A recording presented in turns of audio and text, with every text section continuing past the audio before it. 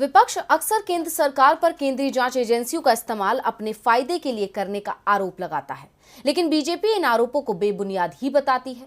अब आरोप प्रत्यारोप के दौर के बीच बिहार में कुछ ऐसा हो रहा है जिसने एक बार फिर विपक्ष के आरोपों को सही साबित कर दिया है।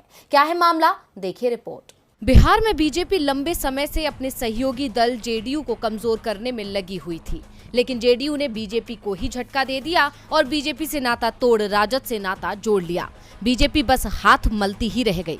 हालांकि इस टूट की अटकलें लंबे समय से लग रही थी, लेकिन फिर भी बीजेपी के लिए ये करारा झटका रहा।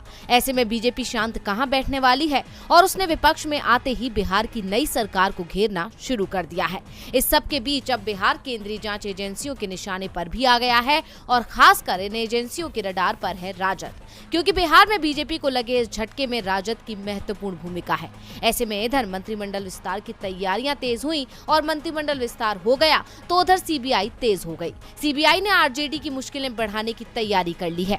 सीबीआई चाहती है कि आईआरसीटीसी होटल घोटाले में ट्रायल तेजी से चलाया जाए। इस केस में सीबीआई ने अपनी चार्जशीट में बिहार के डिप्टी सीएम तेजस्वी यादव, लालू प्रसाद यादव, राबड़ी देवी को आरोपी बनाया है। इसके अलावा 11 अन्य लोगों के नाम भी इस घोटाले के आरोपियों के तौर पर दर्ज किए गए हैं। अब सीबीआई की तरफ से अचानक हुए इस एक्शन ने एक बार फिर केंद्र की बीजेपी सरकार को कटघरे में खड़ा कर दिया है।